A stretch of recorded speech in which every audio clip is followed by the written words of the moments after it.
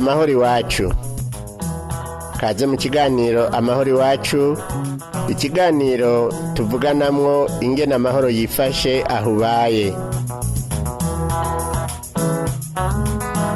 Mugitegurirwa n'ishirahamwe TWR mu Burundi, ifashwe mu mugongo n'umugambi Christian Initiatives for Peace CIP hano mu Burundi.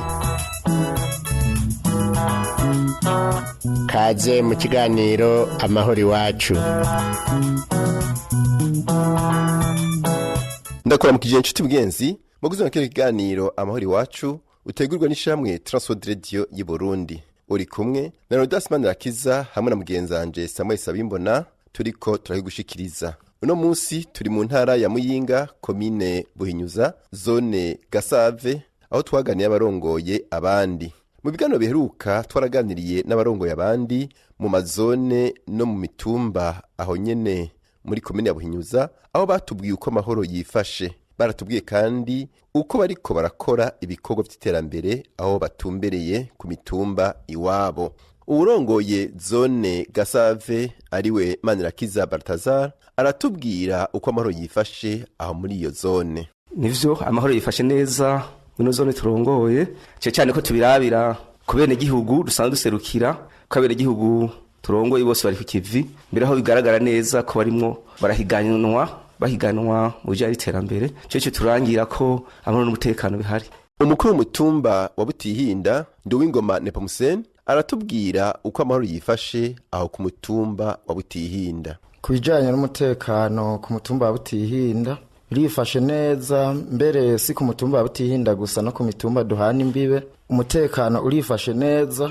Cerekana ko umutekano wifashe neza nuko abene gihugu bose bari ku kivi, kandi ku bijanye n'igivi rusangi iyo tugeze nko kubakenera ku kivi rusangi baritaba neza, kandi tukayaga ibijanye n'amahoro. Niyo tugeze nko kwitindira ibiraro kandi bitwara umutahe, tugeze kubasaba uburyo bigora atagahato bakadufasha, kubera babona amahoro n'umutekano bicimbataye aho hantu. Kandi turevye muri komine yacu ego harasesegaye amahoro n'umutekano, aho n'impunzi ziriko ziraza atangorane zikaza zisanga ivyabo vyo basizeho abene gihugu barabicungereye. Nico gituma twege ku mutumba wacu atangorane na zimwe tubonaho. Ubu ngeze ngaha mvuye ku kivi, nico gituma aho twicaye twese dushima. Murakoze. Aho nyene ku mutumba Butihinda ngo baririnda amatati yo kwaduka hagati y'abarimyi n'aborozi. Ko twe ku mutumba wa Butihinda n'ahantu hakorewe ko canwe mu vy'uburimyi, abene gihugu baho baritayeho gutera ubwatsi. Ego iyo ivyo bishitse nk'umuntu akabura ubwatsi aragenda akagurira mugenzi we, ugasanga ibitungwa vyinshi birira mu mpongore. Ariko kubera umutumba wa Butihinda hasanzwe hari ahantu baragirira hategereye imirima. Ikindi naco iyo bashitse hakava nk'umuntu akoneshereza uyundi, kubera boroye nka bose uca usanga atangorane nyinshi cane zihari, ugasanga abo nyene bavyicemuriye. Ariko ku mutumba wa Butihinda nko mu bijanye n'amahoro n'umutekano ndakigarutseko, abene gihugu barafatanye mu nda cane gose. Ivyo vyagiye guhagarara aho amashirahamwe aziye, abantu benshi turahuriye mu mashirahamwe, bigatuma habiye ikintu c'urukundo. Aho twege nka je nahora ndongoye agatsimbiri bitagomba, ariko baranyizera mba mukuru w'umutumba. Muri ako gacimbi nk'amatati yaragabanutse, nk'uno munsi twicaye aha harashobora guhera mbere n'amezi n'atatu ata bintu vy'ingane wumvise, kubera twarahasize ibintu vy'impanuro nyinshi, kandi natwe dukura mu mashirahamwe. Ubu rero aho tugeze twagwijije amashirahamwe kuva aho dutorewe, aho hamaze kuboneka amashirahamwe gwaruka guhera ku mwana yiga mu wa gatanu kugera ku mwana yiga kugera mu w'icenda, aho bagize udushirahamwe dushika 15 kuri uwo mutumba.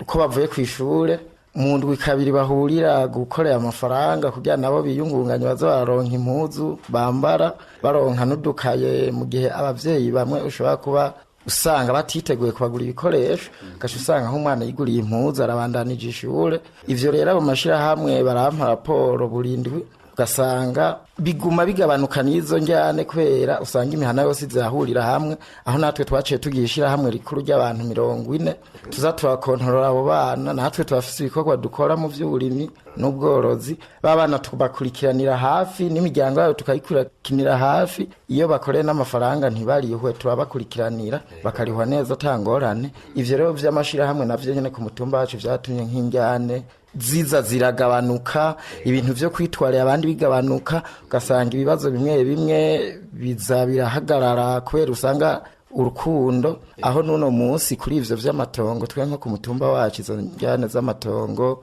abapfa imbibe n'ibindi usanga atabihari cyane kwa matongo usanga kuri ibintu vy'uburimyi hari ibintu vy'imikobe twaciye imbibe zikaboneka neza ugasanga ahantu harimye kijambere urumva kugira mupfuru bibe ntibikunda gushika ego mu bisanzwe ku mutumba wacu turashima birameze neza n'amahoro n'umutekano birahicaye muko hicara none akabanganya mukuru muri ayo mashirahamwe kabafasha kugira ngo ayo mahoro yicare neza atsimbatare naka ego nukuvuga igituma amahoro ahicaye neza n'icatumye aza hari inyigisho nyinshi zikunda kuba keshi bagatuma kindongozi ziba zirongoye imitumba canke zirongoye ubucimbi canke bafise ivyo baserukira bakigisha ivy'imibano bakigisha ivy'uburimyi n'ubworozi bakigisha n'ivyo kumvikanisha iyo rero hamaze kuboneka nk'abo bantu keshi turagira amanama tugasigurira abantu ko ibibazo vyinshi utokwama tubigoza nyakubahwa chef de zone ahubwo tuza turabitorera umuti natwe tukabikora tukongera tugahanurana ikindi naco gituma amahoro acimbatara iki kintu c'ikivi rusangi kiri mu bintu bituma amahoro acimbatara ko ajya duhuriye mu kivi rusangi twese turahaganirira ivyakozwe ibibi vyakozwe n'ivyiza vyakozwe kujya tugenda tubisuzugura ibindi tubishima bituma ibikorwa bibandanya cyo bigatuma ibibi bigabanuka aho natwegeye ku mutumba wacu abakenyezi bakora kwabo ku munsi wa kabiri natwe ugakora kwa gatandatu no ku munsi wa kane Burundi urambaye naho nye turakora ivyo rero biza biratuma hajya uza turahurira haba ibiganiro haba kuvuga ibibi n'ibintu vy'amarigara kuva ho nyene icubahiro Evariste Ndayishimiye avuze yuko ku marigara hatokwama harangwa abantu ubu twarabivuze abo banyakubaha baraduteye akamo ubu rero aho tugeze novuga yuko ivyo vyagabanutse ubu turi ku bikorwa kandi iterambere yasasagaye nk'uko nyakubaha wacu chef de zone yabivuze aratugendera ku mitumba hafi na hafi mbere naho dusanze hacumbagira tukamwereka akadufasha akagenda bicemuye ugasanga vy'ukuri abantu barisubiyeko aho nuno munsi twizeye nko mu myaka iri imbere atabantu benshi atarabakeneye impapuro za komine atabantu benshi uzosanga batonda ku makomine bajanwe n'imatati ico rero turaremye turizeye ko bizogenda neza ego umukuru w'umutumba Butihinda ariwe Nduwimana Nepomuseni yaratubwiye ko mu migambi yarafise imwe muri yo ngo yaramaze kuyirangura iyo nayo ni nko kubaka amazi ya rusengo gukora ibiraro canke ibitindo nkuko babivuga aho byari bikenewe gusumba ahandi reka twumve rero umukuru w'umutumba aha tubwira ivyo yaranguriye abene gihugu nkuko yari yabisezeranye mu kwiyamamaza mpereye kuvyo tumaze kurangurira uyu mutumba ni ibintu vyiza cane naho tumaze igihe gito turi ku burongozi kuvuga twe tuyitangura twagiye inama n'abene gihugu twaje inama n'indongozi twaje inama n'imvukira turabisaba na komine turayibwira imigambi twiyumvira niho twaca twiyumvira ko dufise amarusengo abiri aherereye mu mpande zibiri nyene zisanzwe zivoma ko ubutsimbiri bubiri abo bantu bakaba bahora banywa amazi badashe hasi amazi y'ibiziba banywa amazi atemba vy'ukuri acafuye mbere aho muhuye bavuye nko kuvoma ukabona ibibido bariko barakoresha ukabireba neza ibido barimo baravomesha ugasanga vyarirabuye aho babivomamwo mw'ibiziba ego jewe nkaba mukuru w'umutumba nari umunyagatsimbiri ivyo vyarambabaza cane mugo nkasanga nta buryo fise mu bikorwa naciye ntangura gukora gushira imbere vyari ivyo nyene vyahora bimbabaza kuko nasanga ata bushobozi ifise ataho nobivugira. Nivyo naciye mbanza gushira imbere. Ubu tuvugana ayo marusengo abiri yarubatswe, yubakwa mu buryo bukomeye, aho twayubatse mbere turubaka n'ubumesuriro hampande yaho, tuca turongera turubaka n'ibitindo. Ibitindo ni bibiri, twe twasize imbere umugambi wo gutinda ibitindo mu buhinga bugezweho vyari bitatu, twe twiyemeje gutinda, tuca dusanga uburyo ntibukwiye, tuca tuba turatinda bibiri. Ivyo bibiri rero ubu tuvugana vyamaze guhera, vyaraheze, twarabisozereye neza. Ubu rero mu gitindo gisigaye gutindwa mu buhinga bugezweho tindo kimwe, ico n'ubu tuvugana ntikiratangurwa. Ariko hari ibindi bitindo bitatu bito bito bitindwa mu buryo busanzwe, dushirako ibiti tukongera tugasasako n'imadiriye, tugakoresha imisumari kugira abamagare n'amapikipiki bajabuke. Aho nta sima twirirwa tubakoresha, nta n'amabuye.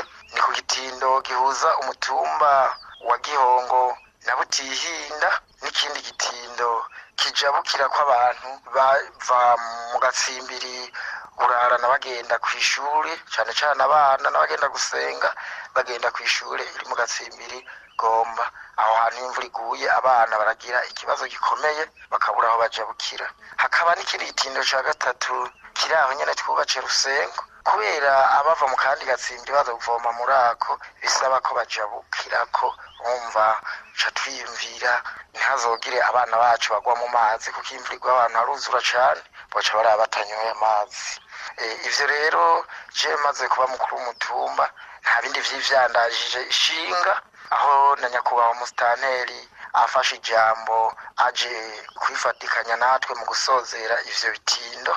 Ariryo jambo yavuze ati je umukuru w'umutumba ndamwemera, kuko ibi vyiyumviro agitangura kuza mu nama ya mbere nivyatanguye kudushiramwo. Hariho n'uwundi yavuze ijambo ati ego, ati uyu mukuru w'umutumba arabivuga cane ataratorwa ko azobikora, twituzi ko ibi bintu bitoshoboka. Ati none bitubereye igitangaro. Ubu rero tuvugana ivyo bitindo namwe n'ivyo mwibonera, murabona ko ari ibitindo vyubatswe mu buryo bwiza, biteguye neza, kandi bifise n'akamaro kuko twabise mu buhinga bukomeye, aho tuheba tukabiterura hejuru kugira imodoka ntizije zivyice.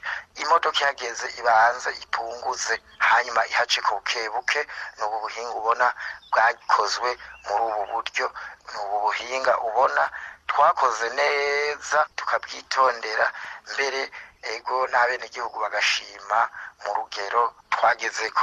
Aha rero nobandanya mvuga yuko atari ibi gusa vy'iterambere, tukibandanya twimba n'ibindi bikorwa vy'iterambere. Uyu mutumba tuze tuwusige usharije, tuze tuwusige umeze neza, tuze tuwusige abantu bavuga ati ibi vyakozwe kuri naka ku ntwaro iyi.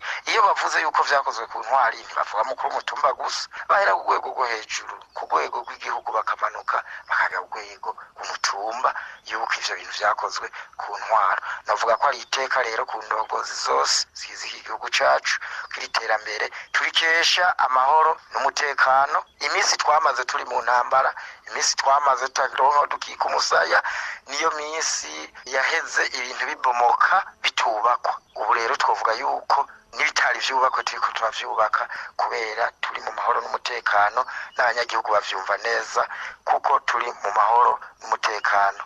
Nivyo vyakozwe kuri ubu mutumba wacu wa Butihinda. Murakoze.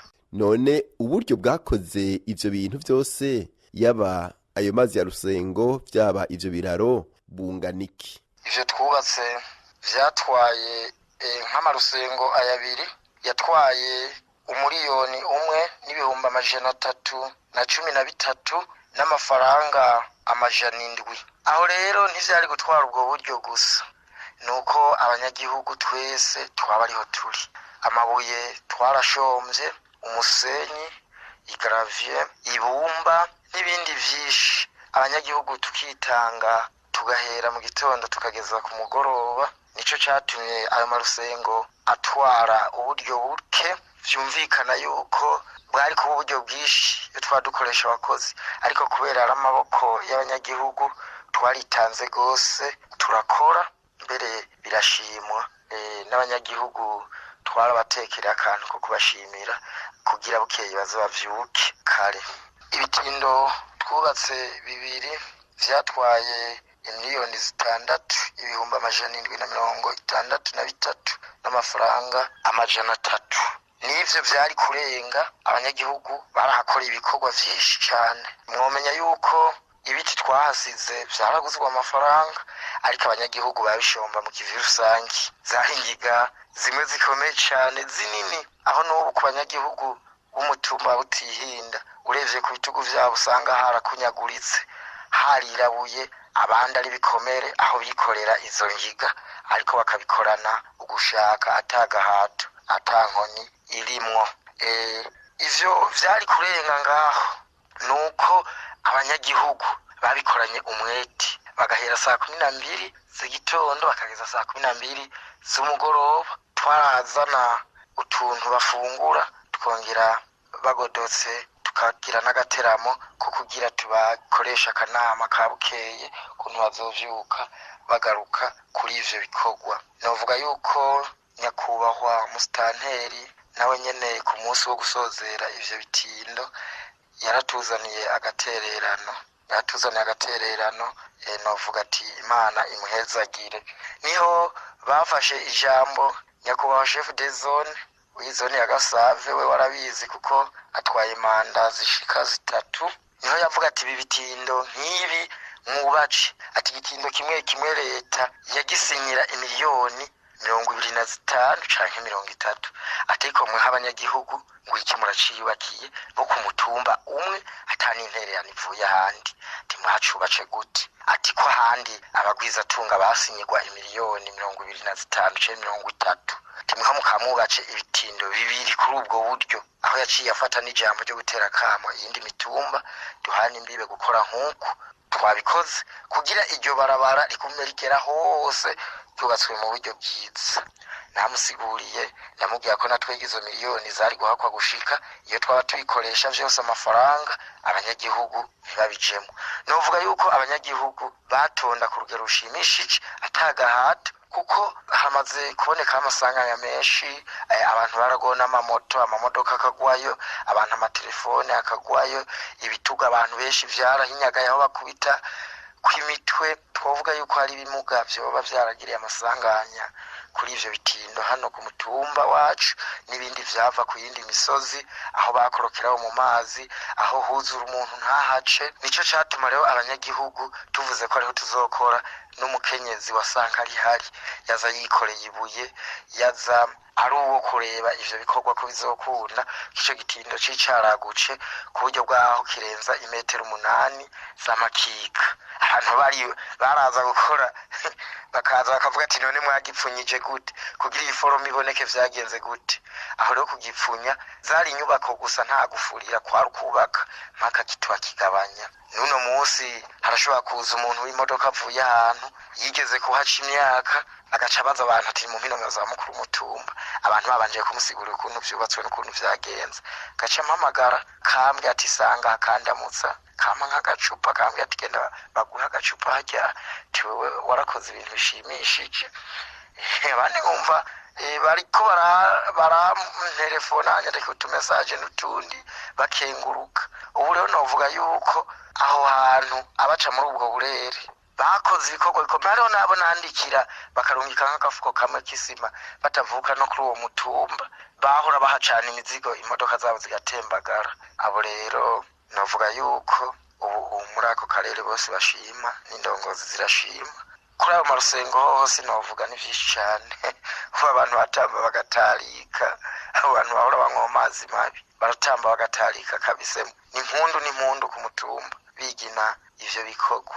Ego ko twumva ayo mafaranga atari make, mbega ayo mahera ubwo buryo bwavuye hehe? Aho buryo naho bwavuye ntandi bwavuye mu banyagihugu, ubwo buryo bwavuye mu banyagihugu kandi babutanga batidoze, ahubwo basaba yuko ivyo bikorwa vyoja mu ngiro.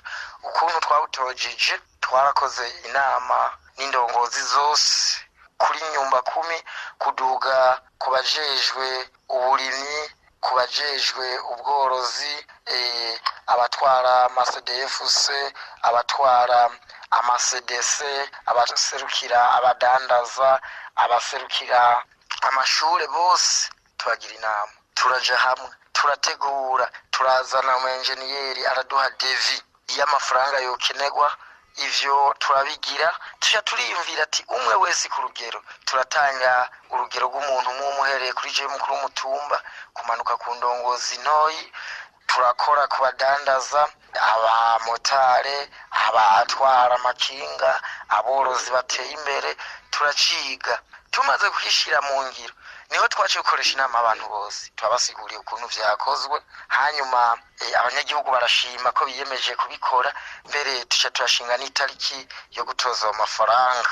Abo banyagihugu ntibadutebeje, amafaranga baratanze ku rugero rushimishije, natwe kugira uburyo bukore bwose twarashira ku mugaragaro amafaranga yatojejwe nayo arimo arakora, tukabivugira ku mugaragaro pana kwinyegeza. Amafaranga arakoze yose rero, mbere muri ivyo vyose umutumba wacafise ideni, hari ideni ifise rirenga gato iraki 6. Turimo turiyumvira ukuntu ryorihwa, murumva ko amahera yakozwe ari menshi, turimo turiyumvira ukuntu ryorihwa. Sinzi nk'abavyeyi bovyumva bovuga ati boduterera tukariha iryo deni, ko twarabuze amahera yo kuririha, twagize isoni yo gusubira mu banyagihugu ikiringo, kuko iki gihe c'iteragira n'itera ry'umuceri abanyagihugu nta mafaranga baba bafise. Nk'abavyeyi bo twumva kw'iradiyo bodufasha iryo deni tukaririha. Nuko vyagenze, ariko ndashima abanyagihugu cane bo ku mutumba Ntwara barumva ibikorwa vy'iterambere. Ivyo rero babikesha amahoro, iyo bumva bakora ivyabo bigakingirwa, bica bituma n'impanuro tubahaye bazumva. Nuko niho ibintu vyavuye, niko vyagenze. Umurongozi wa zone Gasave aratubwiye bakiriye ivyo bikorwa vyakorewe ku mutumba wa Butihinda, akatubwira n'ubutwari bw'uwo mukuru w'umutumba. Iki kiraro cyakozwe ku mutumba wa Butihinda cyari kiraro kigoye cyane kuko imodokari zaciye zama zatibukiyeyo, abene gihugu bakama bakora zishayura, abafite amapikipiki bakama bashatse kugwamwo amakinga. Cyari kiraro kigoye, ariko kubera uyarongoye umutumba ari intwari, uyu muntu arongoye n'umutumba wa Butihinda ari wakwizegwa, yarize araja hamwe nabo barongoranye umutumba, abona neza kandi yarabitubarira ati je kirya kiraro no mu kwiyamamaza mbere yavuga ati jewe ico nzobakorera ubwa mbere muzombonerako, ati kiye kiraro nzogikora. Mbere abene gihe baravuga ko babona ko ngo ni nk'indoto, ariko hashikiriye haronkeye amajwi agatangura kubarongora. Abene gihugu no mutumba wa Butihinda nico yahereyeko, kuko yari yavyemeye, nivyo tubera bitubariye, cyo bitubarira ati kiya kiraro ngenda gikore kuko kiraduteye ingorane, timugabo ndashaka kugira ingorane zo kuronka imadiriye zo kuja hejuru y'ibiti kugira atinde. Turavuga ndamwemera nti hariho ahantu tuziga ibiti, reka tuzobaze yakora mustanteri twumve ko bikunda.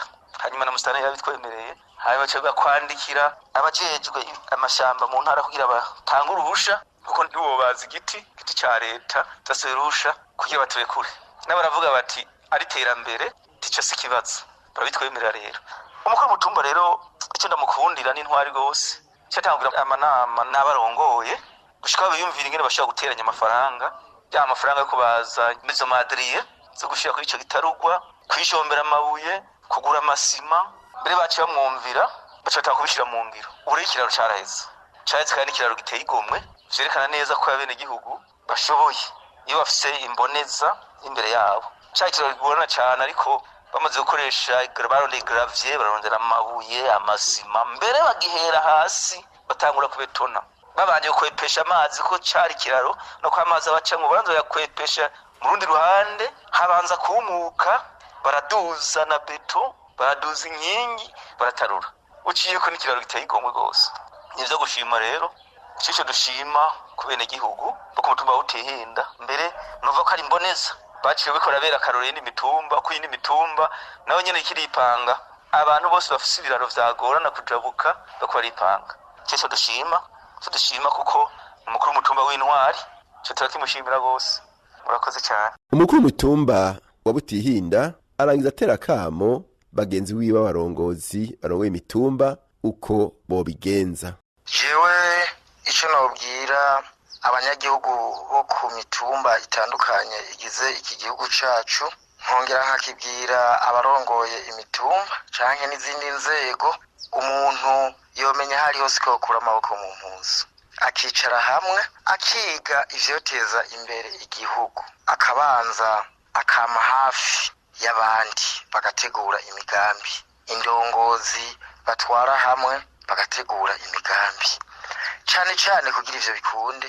Ikintu ubanza kwishiramwo n'uburongozi bwiza, kugabanya uburyarya muri ako karere. Ubanza kugwanya uguharika, ukagwanya forode, ukagwanya urudandazwa rwa magendu ariyo forode, ukagwanya inzoga z'ibiyayuramutwe zitemewe n'amategeko, ukagwanya kugurura ububari amasaha ataragera, ukabigisha iterambere.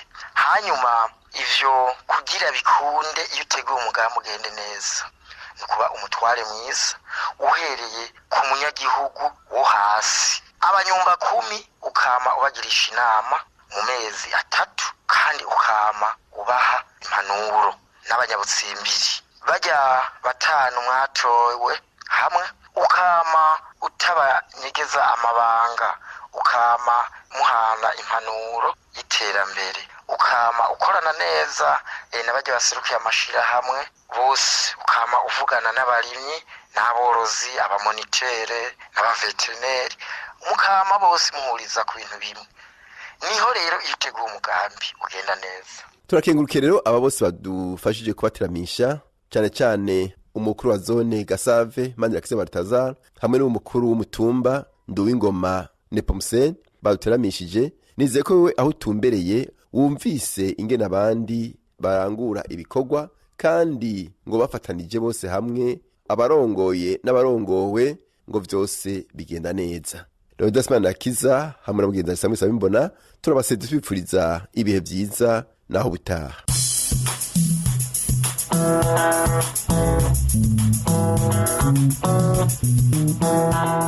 Ico cari ikiganiro amahoro iwacu, mutegurirwa n'ishirahamwe TWR Radio mu Burundi, ifashwe mu mugongo n'umugambi Christian Initiatives for Peace CIP hano mu Burundi.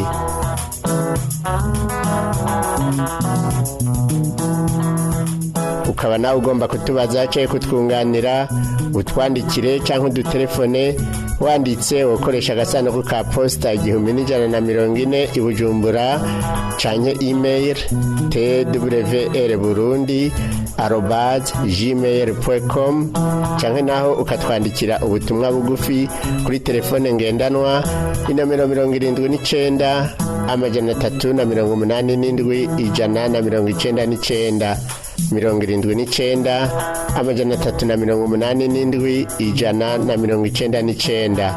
Iyo telefone urashaka no kuyitwandikirako kuri WhatsApp. Mu masaha y'akazi ushobora kudutelefona kuri telefone yo mu biro inomero 22 24 26 57. Tukaba tukwikebanuye tukwifuriza amahoro ahubaye naho butaha.